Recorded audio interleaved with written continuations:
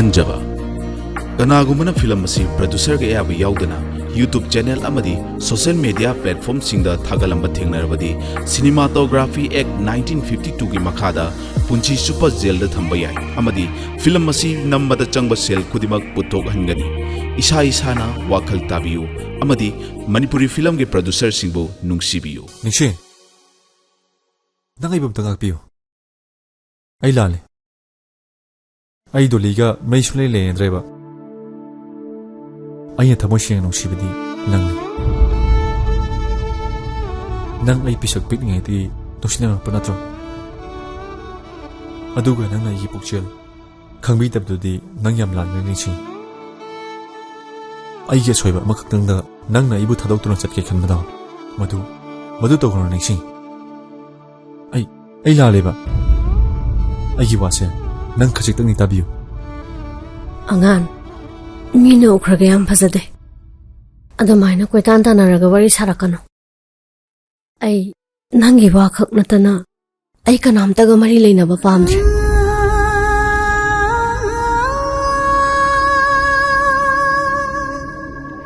पुंसी से यामने इंगना चिकन लेजगे आई कनामतगा मरी थंबा पामद्रे इसा मी ओइबा ngamnaba हाना होटनाकिसे नुसी नुंगोल की वासे मतम खरदी लापना थमखिगे हाइना खल्ले अदुना नंग अइगोंदा येलाअनो अइगी वासे थमोय सेंगना हाइरबने अदुगा अमना काइख्रबा थमोयदी अमुक हन्ना समजिनबे यादबने हन्ना समजिनबा होटनादुना समजिनख्रबसु दाकफम खरा नत्रगा मही खरदी चत्तुना पुंसी चुप्पा अदुम लाइखिनि मांख्रबा थाजबसु अमुक हन्ना हलो हाइबदी यादबने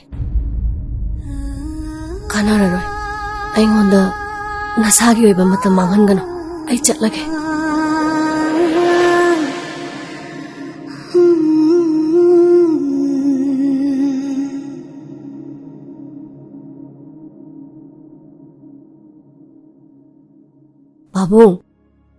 बाबू ताब्रो से चंपुचे खितंग जासनसे अदुगा हिदाक अमुक चानबा इपा कछु चनिंगदिने साबा यादिने चाद्रदि हक्चांगदो मते याररोये पाबुं से खितंग जासनजेबा गोलीदुका ओइना सासलेसि बेमा से हगोलो से तपना हगोलो से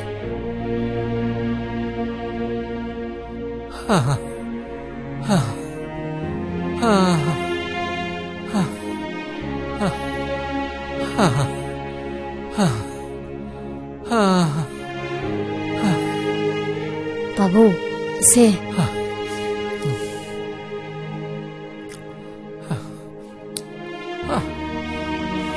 कितंगा सासंजी से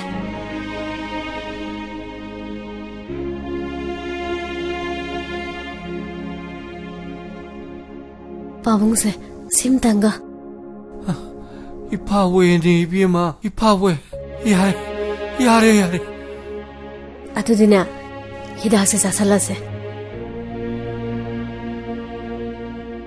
सी जासलो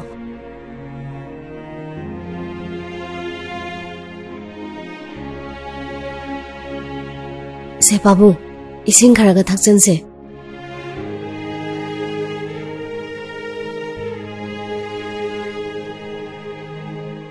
बाबू अदुदी ngakhtang potharamukwa ai dukan ngakhtang hangugeba दुकान हांगेबा होय ngakhtang potharamo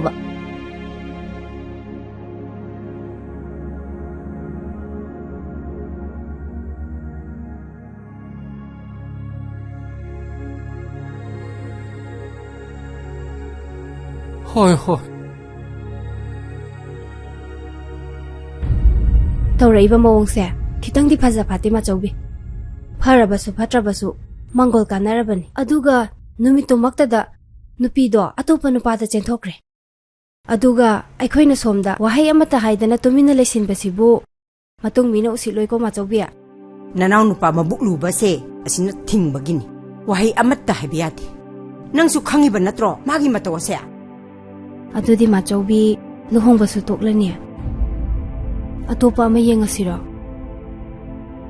ꯁꯨꯃꯥꯏꯅ ꯑꯗꯨꯝ ꯎꯪꯗꯨꯅ ꯂꯩꯕꯁꯦ ꯅꯨꯡꯉꯥꯏꯇꯦꯕ ꯌꯥꯈꯤꯔꯣꯏ ꯍꯧꯖꯤꯛꯇꯤ ꯃꯇꯥꯡ ꯆꯥꯗ꯭ꯔꯤ ꯑꯗꯨꯒꯤ ꯋꯥꯐꯝꯗꯣ ꯍꯦꯛ ꯍꯧꯗꯣꯛꯎꯕꯗ ꯃꯥꯅ ꯌꯥꯔꯛꯀꯗꯕ ꯅꯠꯇꯦꯅꯦ ꯅꯨꯡꯗ ꯏꯁꯤꯡ ꯆꯥꯏꯕꯒꯨꯝ ꯊꯣꯛꯀꯗꯧꯔꯤꯕ ꯇꯞꯅ ꯇꯧꯁꯤ ꯃꯥꯆꯧꯕꯤ ꯃꯇꯥꯡ ꯆꯥꯅ ꯁꯤꯟꯒꯦ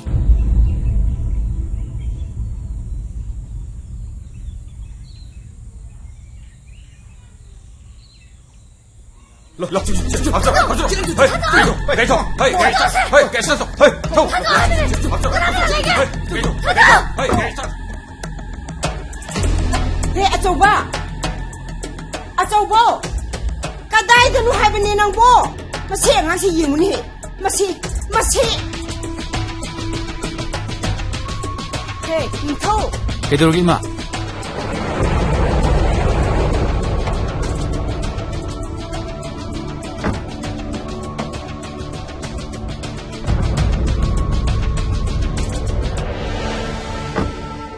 ꯀꯅꯥꯅꯣ ꯅꯈꯣꯏ ꯑꯅꯤ ꯑꯍꯨꯝꯈꯛ ꯂꯩꯌꯨ ꯑꯗꯨꯒ ꯑꯇꯩꯅꯅꯦ ꯑꯁꯣꯝꯒꯤ ꯊꯕꯛ ꯃꯐꯝꯗ ꯆꯠꯂꯨ ꯑꯗꯨꯒ ꯑꯃꯅ ꯅꯈꯣꯏꯒꯤ ꯊꯕꯛ ꯃꯥꯏ ꯄꯥꯛꯄꯒꯤ ꯁꯦꯟꯐꯝꯗꯣ ꯅꯈꯣꯏꯒꯤ ꯑꯦꯀꯥꯎꯟꯇ ꯊꯥꯖꯤꯟꯈ꯭ꯔꯕꯅꯤ ꯑꯗꯨ ꯆꯦꯛ ꯇꯧ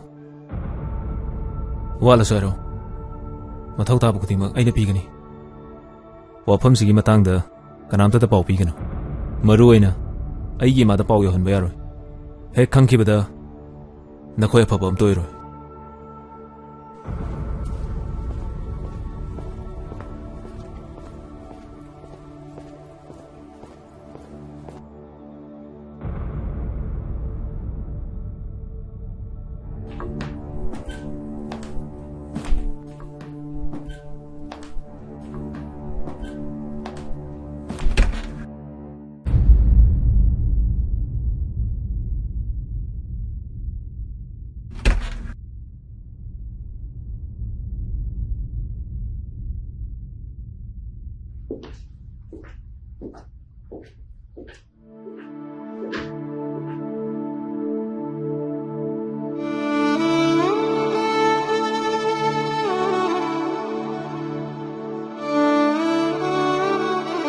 ꯅꯁꯛꯅ ꯇꯧꯅ ꯃꯤꯕꯨ ꯑꯣꯠꯄ ꯃꯤꯕꯨ ꯁꯨꯝꯍꯠꯄ ꯁꯥꯟꯅꯅꯤꯡꯕ ꯃꯑꯣꯡꯗ ꯁꯥꯟꯅꯕ ꯃꯗꯨ ꯄꯪꯕ ꯀꯅꯥꯗ ꯌꯥꯔꯕꯁꯨ ꯁꯂꯥꯏꯗꯗꯤ ꯌꯥꯔꯣꯏ ꯁꯨꯛꯌꯥ ꯌꯥꯔꯣꯏ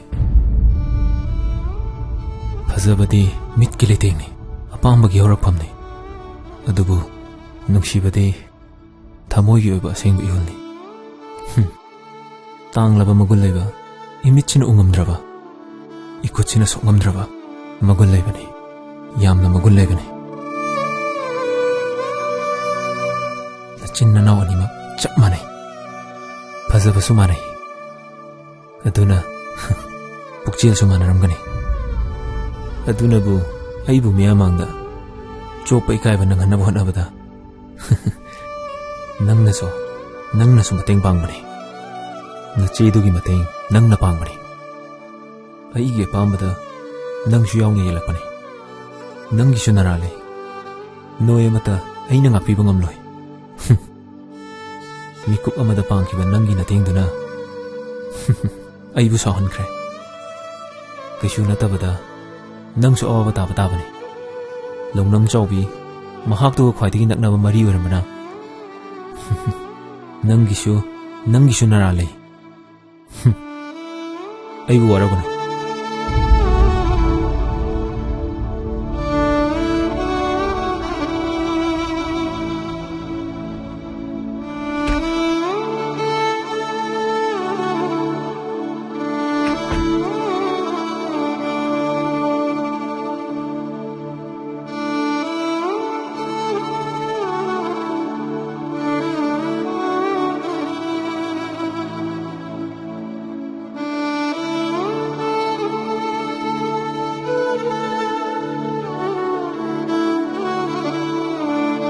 ꯍꯜꯂꯣ ꯑꯩꯅꯤ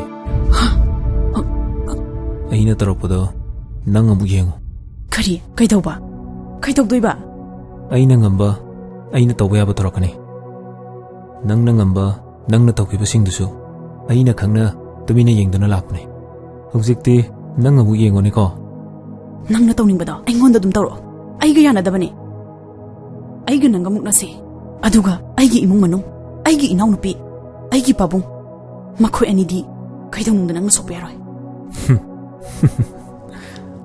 ꯍꯌꯦꯡ ꯉꯟꯇꯥꯅ ꯅꯄꯥꯝꯗ ꯂꯩꯔꯝꯃꯨ ꯊꯝꯃꯦ hello hello The number you are calling is others. The number you are calling is others.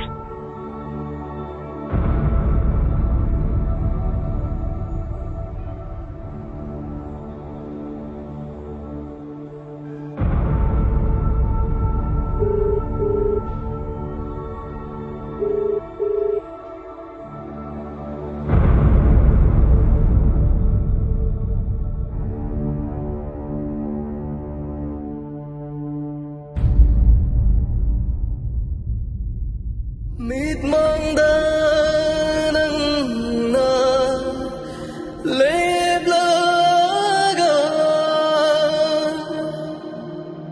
tập thu suy ya de mi hư se Saleh tak piro nâng na Saleh Cây lệ ra 이말레스나나 낭기나 뚱이노 쫄라이 에 ꯀꯔꯤꯒꯤ 낭디 하투 토크레 어드빠ꯈꯠꯇꯅ 하이제리니 ꯉꯁꯤꯒꯤꯗꯤ ꯁꯤꯗ ꯂꯩꯔꯅꯤ ꯍꯥꯏꯈ꯭ꯔꯣ ꯀꯩꯒꯤꯅꯣ ꯍꯥꯏꯁꯦ ꯀꯩꯁꯨ ꯇꯧꯗꯦ ꯁꯨꯝ ꯄꯣꯊꯥꯅꯤꯡꯕꯩꯅꯤ ꯋꯥꯡꯊꯣꯏꯗꯨꯁꯨ ꯂꯥꯛꯑꯣ ꯍꯥꯏꯈ꯭ꯔꯣ ꯁꯤꯗ ꯑꯦ ꯄꯣꯊꯥꯒꯦ ꯍꯥꯏꯔꯒ ꯋꯥꯡꯊꯣꯏ ꯑꯃꯨꯛ ꯀꯧꯗꯣꯏꯗꯤ ꯀꯩꯒꯤꯅꯣ ꯍꯥ ꯃꯥ ꯂꯥꯛꯑ ꯑꯃꯨꯛ ꯆꯔꯥꯡꯅꯅꯕ꯭ꯔꯕ ꯃꯤ ꯁꯪꯍꯟꯒꯦ ꯇꯧꯕꯅꯤ ꯅꯇꯣꯟꯗ ꯁꯪꯕꯗꯣ ꯅꯨꯡꯉꯥꯏꯔꯣꯏ ꯇꯧꯕꯅꯤ ꯑꯦ ꯀꯅꯥꯏ ꯃꯤꯅꯣ ꯍꯥ ꯂꯩ ꯑꯦ ꯀꯅꯥꯏ ꯃꯤꯅꯣ ꯍꯥꯏꯕꯅꯦ ꯊꯣꯛꯂꯛꯑꯦ ꯑꯦ ꯉꯥꯏꯈꯣꯅꯦ ꯅꯪꯕꯣ ꯑꯇꯩꯗꯤ ꯀꯩꯀꯩ ꯍꯥꯏꯔꯛꯀꯦ ꯑꯗꯨ ꯈꯛꯇꯅꯤ ꯑꯇꯩ ꯀꯩꯁꯨ ꯍꯥꯏꯔꯛꯇꯦ ꯅꯤꯡꯁꯤꯡꯗꯣ ꯍꯧꯖꯤꯛꯁꯨ ꯄꯥꯎ ꯐꯥꯎꯅꯕ ꯐꯪꯗ꯭ꯔꯤꯕꯣ ꯐꯪꯗꯦ ꯑꯩꯈꯣꯏꯒꯤ ꯑꯋꯥꯡꯒꯤ ꯑꯕꯦꯗꯁꯨ ꯐꯣꯟ ꯇꯧꯕꯅꯦ ꯃꯥꯁꯨ ꯀꯩꯒꯤꯅꯣ ꯈꯪꯗꯦ ꯐꯣꯟ ꯄꯥꯏꯔꯛꯇꯦ ꯑꯗꯨꯒ ꯍꯌꯦꯡ ꯂꯥꯛꯑꯣ ꯍꯥꯏꯁꯤꯅ ꯀꯩꯒꯤꯅꯣ ꯈꯪꯗꯦ ꯑꯩꯅ ꯆꯪꯕꯁꯨ ꯌꯥꯔꯣꯏ ꯌꯨꯝꯗꯨꯗ ꯑꯗꯨꯗꯤ ꯀꯩꯅꯣ ꯍꯧꯖꯤꯛ ꯇꯧꯕ ꯄꯥꯝꯃꯤꯁꯦ ꯌꯨꯝꯗ ꯆꯪꯗ꯭ꯔꯁꯨ ꯍꯥꯏꯐꯦꯠꯇꯪ ꯆꯠꯂꯒ ꯌꯦꯡꯉꯨꯁꯤꯔꯣ ꯄꯨꯡꯗꯤ ꯊꯦꯡꯉꯦ 7:30 ꯇꯥꯔꯦ ꯏꯔꯥꯡ ꯊꯣꯛꯄꯒꯨꯝꯕꯒꯤ ꯃꯅꯤꯜ ꯂꯩꯕ꯭ꯔꯥꯅ ꯍꯥꯏꯐꯦꯠꯇꯪ ꯌꯦꯡꯉꯨꯁꯤꯔꯣ ꯅꯪꯁꯨ ꯋꯥꯈꯜ ꯈꯔ ꯌꯥꯡꯅꯕ ꯍꯣꯏ ꯑꯗꯨꯗꯤ ꯑꯩ ꯐꯤꯔꯣꯜ ꯍꯣꯡꯈꯤꯒꯦꯀꯣ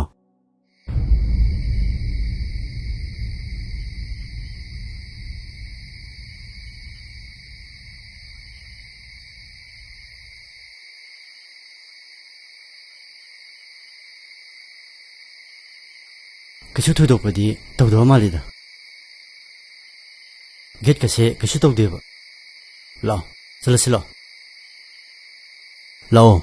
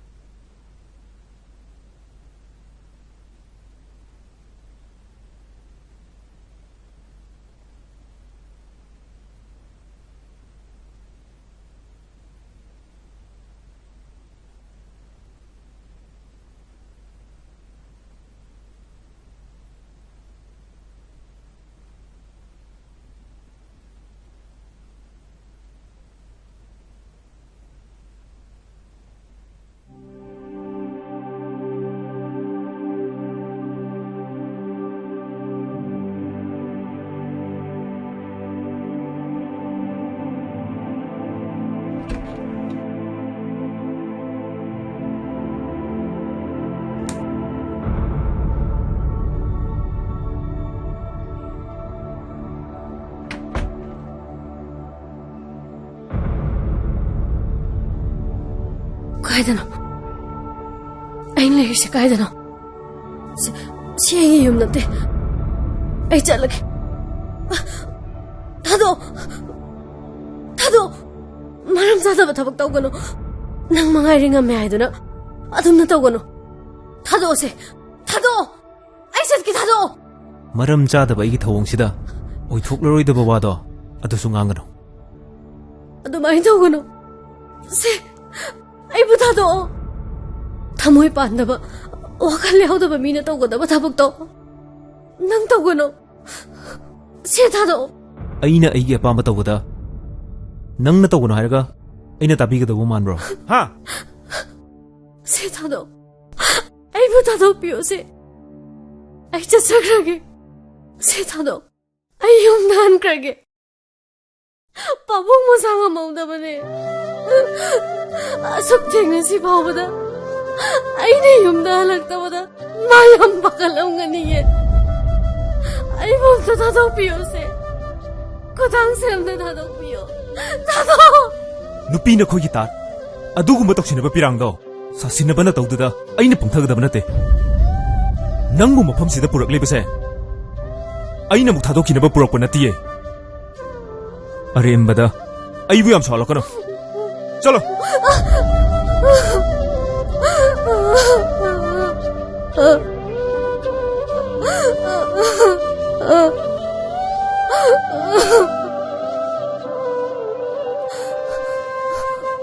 चेन खिनब लंबी थीगनो पांथोके खलिब थरांगदो अरानबने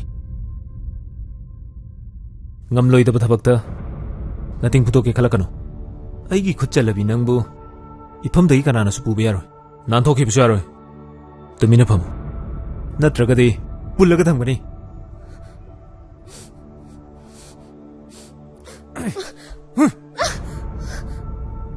hoy aigi mayokta leke khalakano aibu hena sawangi khalakano napunsido mangningdadi aina habi lo नंगना फना नाथोक्तुना चेलबसु इफमदगी लाथोखिबा ngमोइने चेलिबा नंगी लंबिदो अइगी खुबाम नुंगदा लई हाबसे नंग कावगनो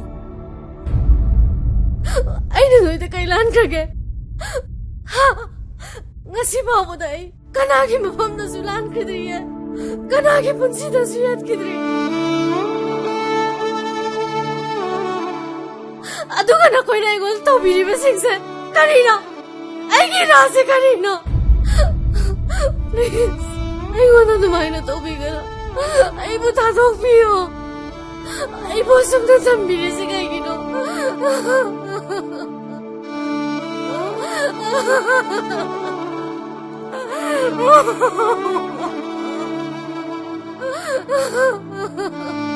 kapkano ai taninde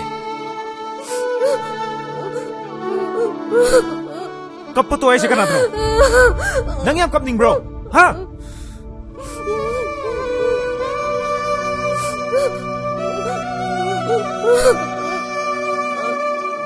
tabro thong hang omi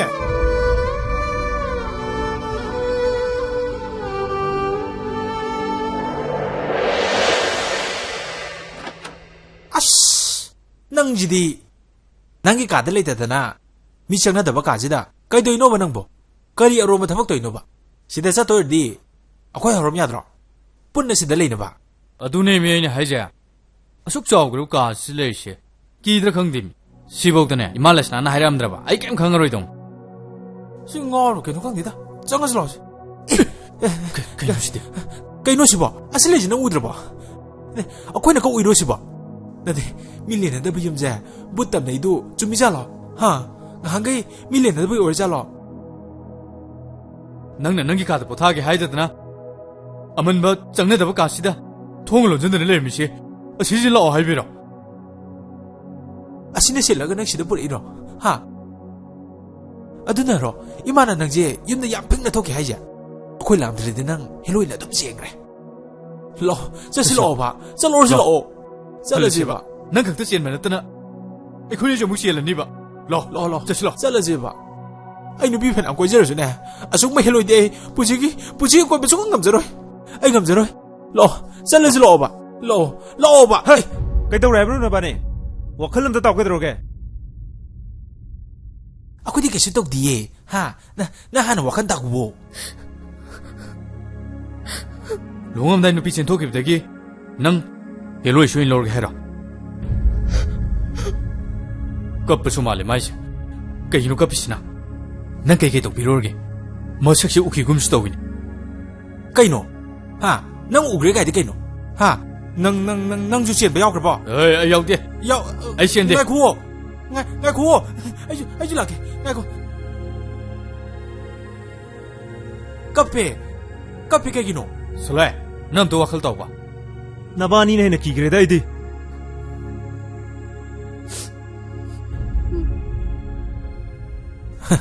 ꯑꯗꯣ ꯑꯁꯤ ꯃꯅꯨꯡꯗ ꯂꯩꯖꯦ ꯀꯩꯅꯣꯕ ꯅꯣꯏꯅ ꯑꯁꯥ ꯃꯇꯥꯡ ꯆꯥꯗꯅ ꯀꯤꯔꯤꯁꯦ ꯀꯩꯒꯤꯅꯣꯕ ꯀꯤꯗ ꯌꯥꯔꯤꯕꯣ ꯍꯥ ꯉꯍꯥꯟꯒ ꯌꯨꯝꯁꯤꯗ ꯃꯤ ꯂꯩꯅꯕꯁꯨ ꯅꯠꯇꯦ ꯑꯗꯨꯒ ꯅꯪꯅ ꯌꯨꯝꯁꯤꯗ ꯀꯅꯥꯝ ꯍꯥꯏꯔꯝꯗꯕꯗ ꯄꯔꯞ ꯆꯠꯈ꯭ꯔꯦ ꯅꯄꯨꯟꯁꯤꯗꯨꯗ ꯆꯍꯤ ꯌꯧꯔꯁꯨ ꯐꯥꯎꯕ ꯅꯨꯄꯤ ꯑꯃꯕꯨ ꯂꯣꯏꯅꯔꯛꯇꯕ ꯅꯪꯅ ꯅꯪꯒꯤ ꯑꯔꯣꯟꯕ ꯌꯨꯝ ꯑꯔꯣꯟꯕ ꯀꯥꯁꯤꯗ ꯅꯨꯄꯤ ꯃꯁꯛ ꯐꯖꯕꯤ ꯑꯃ ꯂꯩꯔꯝꯃꯦ ꯁꯤꯗ ꯀꯃꯥꯏ ꯀꯤꯔꯣꯏꯗꯣꯏꯅꯣ ꯀꯃꯥꯏ ꯄꯥꯈꯠꯂꯣꯏꯗꯣꯏꯅꯣꯕ ꯀꯃꯥꯏ ꯅꯣꯔꯃꯦꯜꯗ ꯂꯩꯗꯣꯏꯅꯣ ꯅꯪꯁꯤꯗꯤ ꯑꯁꯦ ꯂꯨꯆꯤꯡꯒꯤ ꯃꯅꯥꯎꯅꯨꯄꯤꯅꯤ ꯍꯥ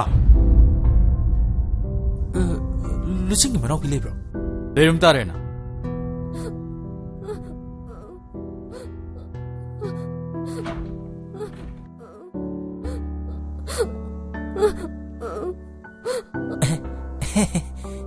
ꯌꯥꯏꯅꯦ ꯃꯁꯛꯇꯤ ꯃꯆꯦꯗꯩ ꯇꯥꯗꯦꯅꯦ ꯃꯁꯛ ꯐꯖꯔꯝꯕꯒꯤ ꯃꯅꯥꯎꯄꯤ ꯑꯣꯏꯁꯨ ꯂꯧꯔꯤ ꯑꯣꯏꯔꯝꯒꯅꯤ ꯑꯗꯣ ꯃꯅꯥꯎꯄꯤꯁꯤꯅ ꯃꯁꯛ ꯊꯤꯔꯝꯃꯗꯤ ꯃꯥ ꯂꯧꯔꯣꯏꯅꯦ ꯑꯁꯤꯕꯨ ꯅꯤꯡꯁꯤꯡꯍꯟꯕꯤ ꯅꯠꯇ꯭ꯔꯣ ꯀꯅꯥꯅꯣ ꯅꯤꯡꯁꯤꯡꯍꯟꯕꯤꯁꯤꯅ ꯑꯩꯈꯣꯏ ꯑꯉꯥꯡꯒꯤ ꯃꯃꯥꯟꯅꯕꯤ ꯑꯃ ꯂꯩ ꯑꯁꯤꯕꯨ ꯂꯨꯆꯤꯡꯒꯤ ꯃꯅꯥꯎꯄꯤꯔꯅꯦ ꯑꯁ ꯈꯪꯗꯦꯁꯦ ꯀꯨꯝꯃꯁꯤ ꯂꯥꯛꯑꯣ ꯅꯨꯄꯥꯗꯨꯒ ꯐꯖꯅ ꯃꯈꯥꯗ ꯋꯥꯔꯤ ꯁꯥꯟꯅꯔꯨꯔꯁꯤ ꯆꯦꯜꯂꯤꯔ ꯀꯩꯗꯣꯏꯅꯣ ꯑꯩ ꯋꯥꯈꯜꯒ ꯑꯝꯇ ꯊꯣꯛꯇ꯭ꯔꯦ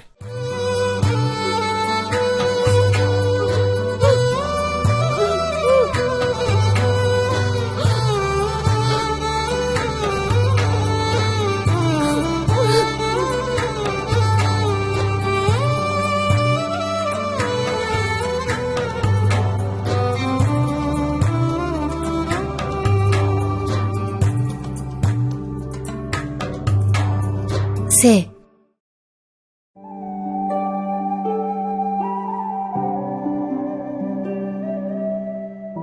ꯁꯦ ꯁꯤꯒ ꯄꯥꯏꯁꯜꯂꯣ ꯀꯩꯅꯣ ꯀꯩꯒꯤ ꯒꯤꯐꯅꯣ ꯁꯤꯕꯣ ꯉꯁꯤꯗꯤ ꯑꯩꯒꯤ ꯕꯥꯔꯗꯦꯁꯨ ꯅꯠꯇꯦ ꯐꯦꯁꯇꯤꯚꯦꯜꯁꯨ ꯑꯝꯇ ꯂꯩꯇꯦ ꯀꯩꯒꯤꯅꯣꯕ ꯑꯦ ꯐꯦꯁꯇꯤꯚꯦꯜ ꯂꯩꯇ꯭ꯔꯗꯤ ꯕꯔꯊꯗꯦꯒ ꯇꯥꯗ꯭ꯔꯗꯤ ꯄꯤꯕ ꯌꯥꯗ꯭ꯔꯣ ꯁꯨꯝ ꯅꯨꯡꯁꯤꯕꯒꯤ ꯄꯤꯅꯤꯡꯗꯅ ꯄꯤꯔꯤꯕ ꯄꯥꯝꯗ꯭ꯔꯕꯣ ꯑꯍꯥꯟꯕ ꯎꯕꯗ ꯑꯩꯗꯤ ꯑꯗꯨꯝ ꯄꯥꯝꯃꯦ ꯑꯗꯨꯅ ꯅꯪꯉꯣꯟꯗ ꯄꯤꯅꯤꯡꯗꯅ ꯄꯤꯔꯛꯏꯅꯦ ꯄꯥꯝꯗ꯭ꯔꯕꯕ ꯄꯥꯝꯃꯦ ꯑꯗꯣ ꯀꯩ ꯀꯥꯟꯅꯕ ꯂꯩꯔꯤꯅꯣ ꯁꯦꯜ ꯇꯤꯡꯅꯕ ꯀꯥꯟꯅꯕ ꯑꯩ ꯅꯨꯡꯁꯤꯕꯗ ꯀꯥꯟꯅꯕ ꯃꯥꯡꯖꯕ ꯊꯤꯔꯤꯕ ꯃꯤꯗꯣ ꯃꯊꯃꯣꯏ ꯁꯦꯡꯗ꯭ꯔꯕꯅꯦ ꯍꯧꯖꯤꯛꯄꯨꯗꯤ ꯀꯥꯟꯅꯗꯕ ꯌꯥꯏ ꯃꯃꯜ ꯀꯩꯁꯨ ꯂꯩꯔꯝꯗꯕ ꯌꯥꯏ ꯑꯗꯨꯕꯨ ꯑꯩꯅ ꯊꯃꯣꯏ ꯁꯦꯡꯅ ꯄꯤꯖꯔꯤꯕ ꯈꯨꯗꯣꯜꯁꯦ ꯃꯇꯝ ꯑꯃꯗꯗꯤ ꯈ꯭ꯋꯥꯏꯗꯒꯤ ꯃꯒꯨꯟ ꯂꯩꯕ ꯄꯣꯠꯁꯛ ꯑꯃ ꯑꯣꯏꯔꯛꯄꯁꯨ ꯀꯅꯥꯅ ꯈꯪꯕꯅꯣ ꯃꯇꯝꯗꯨꯗꯗꯤ ꯈꯨꯗꯣꯜꯁꯦ ꯎꯔꯒꯅ ꯅꯃꯤꯠꯇꯒꯤ ꯅꯄꯤ ꯇꯥꯍꯟꯕ ꯐꯥꯎ ꯉꯝꯗꯣꯏꯅꯦ ꯌꯥꯝ ꯐꯔꯦ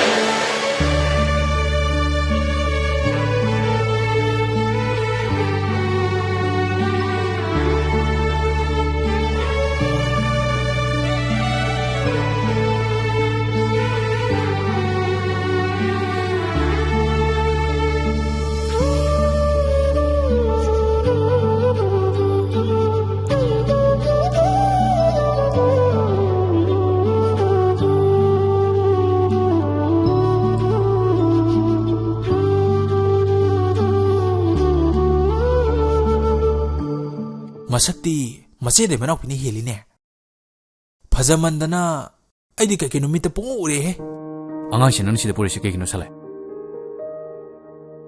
ꯃꯍꯥꯛꯁꯤ ꯑꯩꯈꯣꯏ ꯑꯉꯥꯡꯒꯤ ꯃꯃꯥꯟꯅꯕꯤꯅꯤ ꯑꯩꯈꯣꯏꯒꯤꯁꯨ ꯏꯆꯟꯒꯨꯝꯕꯅꯤ ꯅꯨꯄꯤ ꯃꯆꯥꯁꯤꯒꯤ ꯃꯔꯥꯟ ꯀꯩꯁꯨ ꯂꯩꯇꯦ ꯅꯣꯡꯉꯥꯟꯗ꯭ꯔꯤꯉꯩꯁꯤꯗ ꯀꯩꯅꯣ ꯈꯔ ꯈꯟꯅꯍꯧꯁꯤ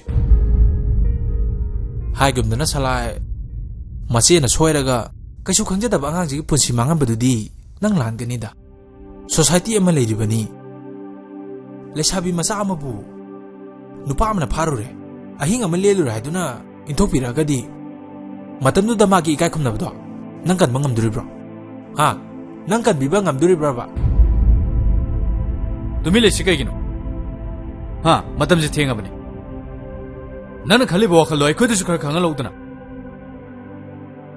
한덕기 마땅다 이말레스나는 루싱부얌 사오버니 마코이기 이문다수 사오두는 레리버니 아두가 묵수 마기 핵만 아웃비시 낭나 씨리를 까이노 낭나 무뿌두는 라이 누비만 사나 수야디 낭부 와칼레암 간타라 타박 똑다이네 한덕디 낭 와칼 카라 간타드라 말레코 마시디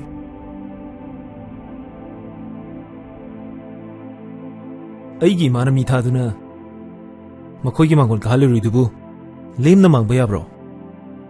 ꯏꯃꯥꯅ ꯑꯩꯒꯤꯗꯃꯛ ꯃꯃꯧ ꯍꯥꯏꯅꯕ ꯆꯠꯂꯨꯔꯤꯕꯗꯣ ꯑꯔꯦꯝꯕ ꯊꯕꯛ ꯅꯠꯇꯤꯌꯦ. ꯀꯅꯥꯅꯁꯨ ꯃꯃꯧꯅꯣ, ꯀꯅꯥꯅꯁꯨ ꯃꯆꯦꯅꯣ ꯃꯅꯥꯎꯄꯤꯅꯣ ꯈꯪꯕ ꯅꯠꯇꯤꯌꯦ. ꯅꯈꯣꯏꯅ ꯐꯥꯎꯕ ꯃꯅꯥꯎꯅꯨꯄꯤ ꯃꯁꯛ ꯈꯪꯗ꯭ꯔꯤꯗꯨꯅꯤ. ꯍꯥꯏꯅꯕ ꯆꯠꯂꯨꯕ ꯑꯩꯒꯤ ꯇꯥꯃꯣꯅ ꯐꯥꯎꯕ ꯃꯁꯛ ꯈꯪꯕ ꯅꯠꯇꯦ. ꯃꯆꯦ ꯐꯪꯗ꯭ꯔꯗꯨꯅ ꯃꯅꯥꯎꯅꯨꯄꯤ ꯆꯦꯟꯕꯅꯦ ꯍꯥꯏꯕꯁꯨ ꯀꯩꯁꯨ ꯂꯩꯇꯦꯅ. 이말레스나는부 마나우누피시 록션비거든. 아두슈 마탁다 누피 마사한 수야디. 마 마사나가 야디가 하려가디 구닥다 하도에다나. 미 마사도 하라가 고농들 레니 신이네 난 칼리자. 하. 제일다 호샤네디 강드리. 왕토에. 앙아누마 돈을 다도고 봤대. 난 가라만 악들 레비우죠. 아살하이. 이만하면 셀렉포 누피 만학도보 아이 그만 레이두노. 하. 아이네 셀렉포 누피로 시바. 아두님마 돈데 다도 타면 자이로. 강나부주가 남이 아우디. 농아이름을 하이비슈마 하이비니게노. 낭는 우빠 모이란마디. 나 통 나부터가 마헨마다기 루싱구 물라가 윰식이 모이네 보람보게 되게. 하. 아두디 나타다나. 마헨마다 낭는 시나 토크래. 가슈 강녀다 방아 시는 남마 하드는 시대 보래. 낭 누빠 모이비기 람set다디네. 얌 파저드레고. 낭나 두고 와비리두나 까이기노 닝더. ꯑꯩ ꯅꯤꯡꯁꯤꯡꯕꯨ ꯍꯥꯠꯀꯦ ꯇꯨꯞꯀꯦ ꯄꯨꯔꯛꯄꯗꯤ ꯅꯠꯇꯦꯗꯅ. ꯂꯨꯆꯤꯡꯒꯤ ꯃꯇꯥꯡꯗꯨꯗꯤ ꯑꯩꯅ ꯍꯥꯏꯈ꯭ꯔꯗꯨꯅꯤ. ꯃꯥ ꯏꯃꯥꯒꯤ ꯃꯃꯧ ꯑꯣꯏꯕꯗ ꯃꯇꯤꯛ ꯆꯥꯗꯦ ꯍꯥꯏꯗꯨꯅ. ꯅꯤꯡꯁꯤꯡꯕꯨꯗꯤ ꯃꯇꯤꯛ ꯆꯥꯔꯦ ꯈꯜꯂꯤꯔꯣ ꯅꯪꯒꯤꯁꯦ? ꯑꯗꯨꯅ ꯀꯣꯟꯅ ꯈꯪꯂꯛꯄ ꯍꯥꯏꯗꯨꯅꯤꯗꯅ. ꯑꯣꯏ ꯃꯔꯝ ꯆꯥꯗꯦꯀꯣ ꯅꯪ ꯇꯤꯁꯦ. 마시.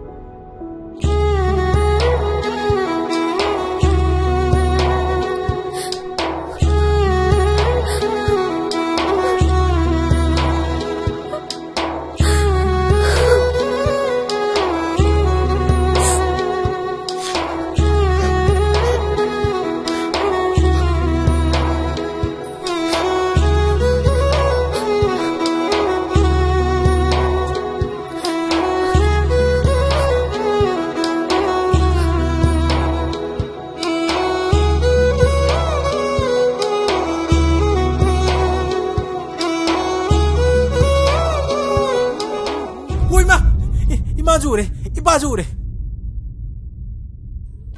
나대 바카노 아이 깜떠로이바. 아이 깜떠로이바. 미 과동나네. 누비 파파가 혼토마 하토마도 아두무데 거디 나대. 아코디 얌 파가자네. 앵원다주 에딕 떠거노. 농원다주 떠로이. 세 자살로. 세 자살로. 자살로가 후가 합다버네. 후가 요농 강모자나 되다. 아이씨 lagi ko 자살로 ko kaino ado nang thado ga de harakanu ko aina pharga purko ergadi nang thado piaba aduna tabanina ayu thado pangamdi ado kada pakat kanu hayeng ne soidena ayu mata thin biduini 자살로 ko 자살로 yam hawune 자살로 as masak sidi pura heroin he pura hero itu mini sidi pura copycat.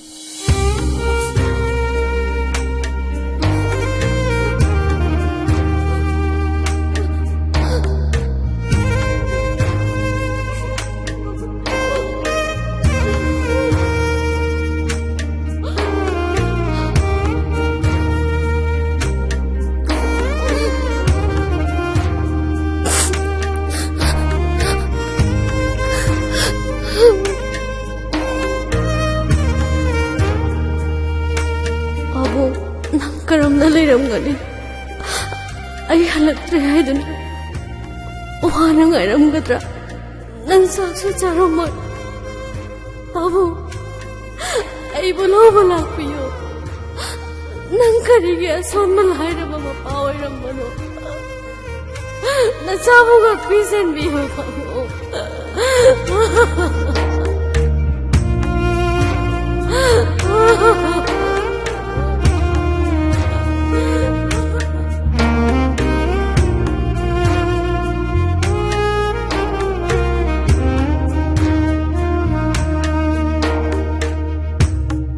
ꯑꯉꯥꯡꯅꯤ ꯀꯞꯍꯧꯗ꯭ꯔꯕ ꯈꯪꯗꯦꯗ ꯀꯞꯄꯤꯔ ꯀꯞꯇ꯭ꯔꯤꯔꯥ ꯋꯥꯈꯜ ꯑꯝꯇ ꯇꯥꯗꯦ ꯑꯩ ꯁꯂꯥꯏ ꯅꯪ ꯆꯥꯔꯣꯏ ꯍꯥꯏꯔꯣ ꯅꯪ ꯑꯍꯤꯡꯗ ꯂꯥꯝꯃꯛꯀꯅꯤꯗ ꯌꯥꯔꯦ ꯅꯣꯏ ꯆꯥꯔꯣ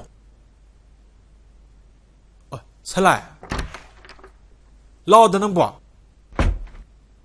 ꯑꯗꯨꯗꯤ ꯑꯩꯈꯣꯏ ꯆꯥꯔꯦ ꯇꯤꯡꯊꯣ ꯆꯥꯔꯁꯤ ꯂꯥꯛꯑꯣ ꯃꯥ ꯆꯥꯗ꯭ꯔꯁꯨ ꯑꯩꯈꯣꯏ ꯆꯥꯔꯁꯦ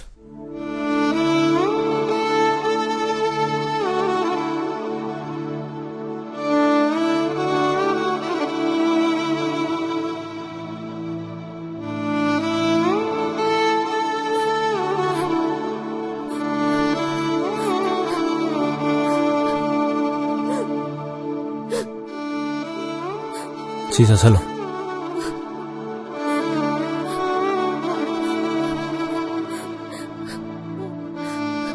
ꯁꯤ ꯆꯥꯔꯣ ꯍꯥꯏꯕꯅꯦ ꯑꯩ ꯆꯥꯅꯤꯡꯗꯦ ꯆꯥꯗꯕ ꯌꯥꯔꯣꯏꯌꯦ ꯑꯩ ꯆꯥꯅꯤꯡꯗꯦ ꯍꯣꯏ ꯁꯤ ꯆꯥꯒꯦ ꯍꯥꯏꯕ꯭ꯔꯣ ꯆꯥꯔꯣ ꯍꯥꯏꯕ꯭ꯔꯣ ꯑꯩ ꯆꯥꯔꯣꯏ ꯅꯪ ꯆꯥꯅꯤꯡꯗꯦ ꯁꯦ ꯁꯤ ꯆꯥꯎ ꯑꯩ ꯆꯥꯔꯣꯏ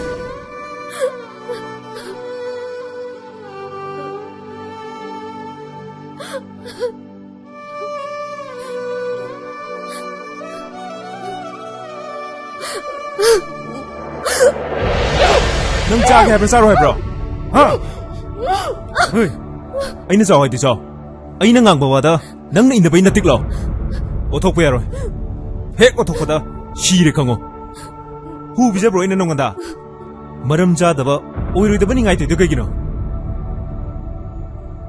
ꯁꯦ ꯆꯥꯎ ꯑꯩ ꯏꯇꯣꯝꯇ ꯆꯥꯔꯒꯦ ꯑꯩ ꯆꯥꯖꯒꯦ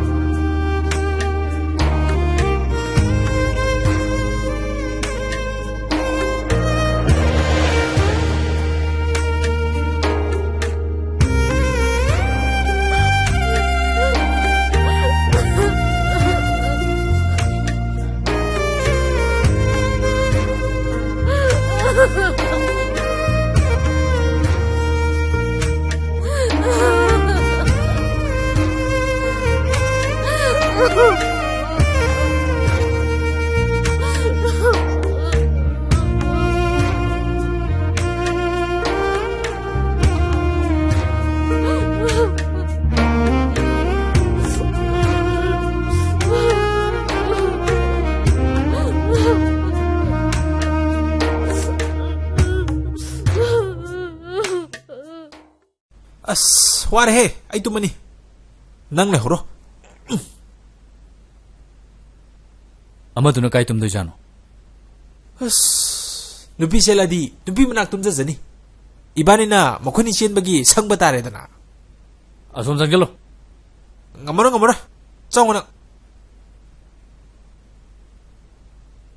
ꯏꯃꯥꯗ ꯄꯥꯎ ꯑꯝꯇꯪ ꯄꯤꯕꯅꯗꯤ ꯆꯨꯝꯕꯅꯤ ꯍꯌꯦꯡ ꯑꯌꯨꯛ ꯉꯟꯇꯥ ꯄꯤꯕꯅ ꯐꯔꯣꯏꯗ꯭ꯔꯣ ꯑꯃꯨꯛ ꯍꯥꯏꯔꯨꯔꯒ ꯂꯥꯟ ꯁꯥꯟꯅꯔꯗꯤ ꯇꯨꯝꯕ ꯐꯪꯉꯔꯣꯏ ꯑꯩ ꯂꯥꯟ ꯌꯥꯎꯕ ꯉꯝꯃꯔꯣꯏꯀꯣ ꯑꯩ ꯌꯥꯝ ꯋꯥꯔꯖꯥꯅꯤ ꯇꯨꯝꯅꯤꯡꯉꯦ ꯐꯔꯦꯁꯦ ꯊꯣꯛꯑꯕ ꯃꯥꯏ ꯂꯥꯛꯆꯔꯅꯤ ꯑꯩꯁꯨ ꯍꯤꯞꯄꯒꯦ ꯍꯣꯏꯗ ꯏꯇꯩ ꯏꯅꯥꯎ ꯅꯨꯡꯉꯥꯏꯅ ꯇꯨꯝꯊꯣꯛ ꯂꯣꯏꯔꯦ ꯀꯔꯤ ꯆꯠꯂꯣꯗ ꯑꯩ ꯑꯌꯣ ꯃꯈꯥꯏꯒꯗꯧ ꯇꯨꯝꯃꯁꯨ ꯅꯁꯛꯇꯨꯒ ꯐꯥꯒꯤ ꯇꯧꯕꯅꯤ ꯀꯩꯗꯧꯔꯒꯦ ꯅꯪꯁꯤꯅ ꯁꯥꯎꯒꯟꯈ꯭ꯔꯦ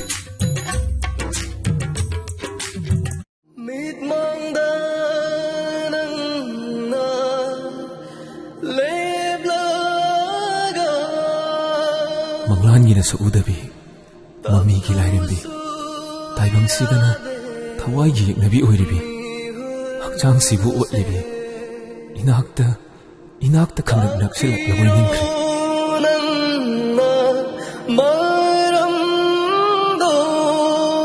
ꯆꯨꯝꯂꯕ꯭ꯔꯥ ꯄꯥꯎꯁꯦ ꯅꯤꯡꯊꯤ ꯅꯠꯇꯦ ꯆꯨꯝꯃꯕ꯭ꯔꯥ ꯍꯥꯏꯕ ꯆꯨꯝꯃꯦ ꯃꯥꯆꯧꯕꯤ ꯅꯤꯡꯊꯧꯅ ꯇꯝꯃꯛꯄꯅꯦ ꯋꯥꯉꯣꯒꯤ ꯌꯨꯝꯗꯨꯗ ꯊꯩꯕꯅꯦ ꯍꯥꯏꯌꯦ ꯅꯨꯄꯤꯗꯨꯗꯤ ꯀꯅꯥꯅꯣ ꯍꯥ ꯅꯠꯇꯦ ꯅꯨꯄꯤꯗꯨ ꯀꯅꯥꯅꯣ ꯍꯥꯏꯕ ꯑꯗꯣ ꯍꯥꯏꯔꯛꯑꯣ ꯍꯥꯏꯕ ꯌꯥꯗꯤꯌꯦ ꯃꯥꯆꯧꯕꯤ ꯑꯥꯗ ꯂꯥꯛꯑꯒ ꯈꯪꯉꯣꯅ ꯍꯥꯏꯔꯛꯑꯦ ꯑꯁꯨꯛ ꯃꯊꯣꯡ ꯍꯨꯛꯇꯕ ꯃꯆꯨꯡ ꯃꯄꯥꯡ ꯅꯥꯏꯗꯕ ꯋꯥꯈꯜ ꯌꯥꯎꯗꯕ ꯏꯀꯥꯏ ꯈꯪꯗꯕ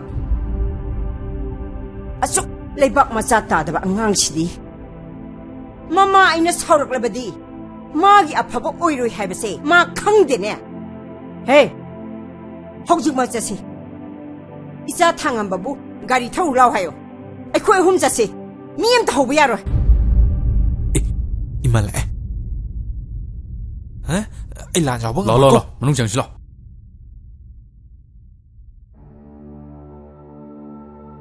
너희 기당 들어. 헤, 까이 레이크래. 하. 까이 레이크게. 이마 살라이브라. 아니 막니네 아니 항이세야. 까이 레이크게 봐.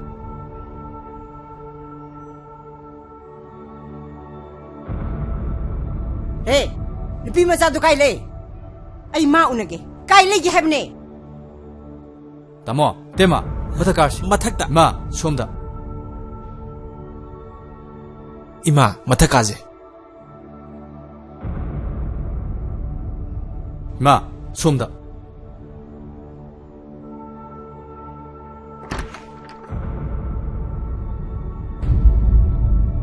Is.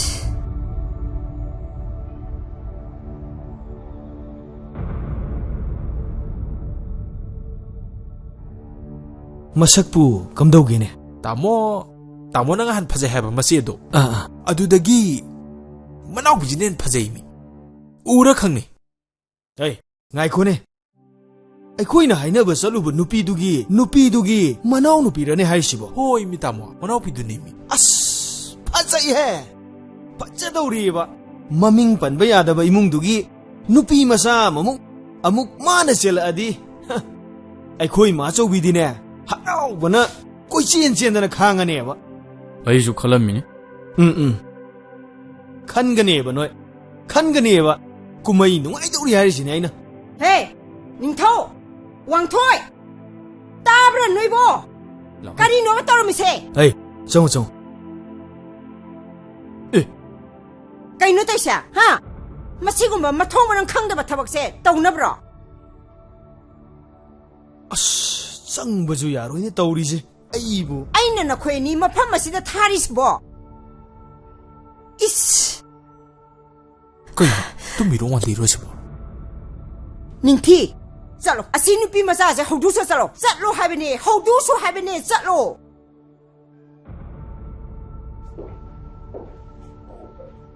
따브로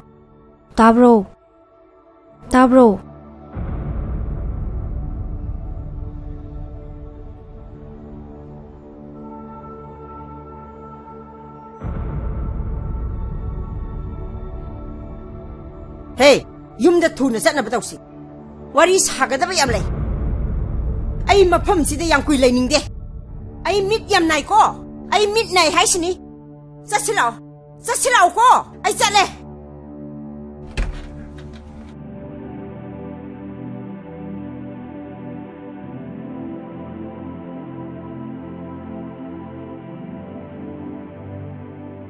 Itay matho amage. Machawbise yam saure. Thoglo ko ai mapana ngairamage ko thoglo ko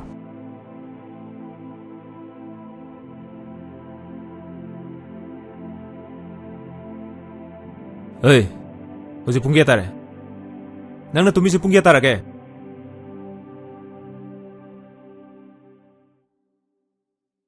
Oi horen na sana ya de hek hairaba nangi fa boiru nangi imungi miyoy mata lemna tharwa basa nasana khang nang nasana ya haigadabne aina haiside ge ona tena ba hector aba nang shire khang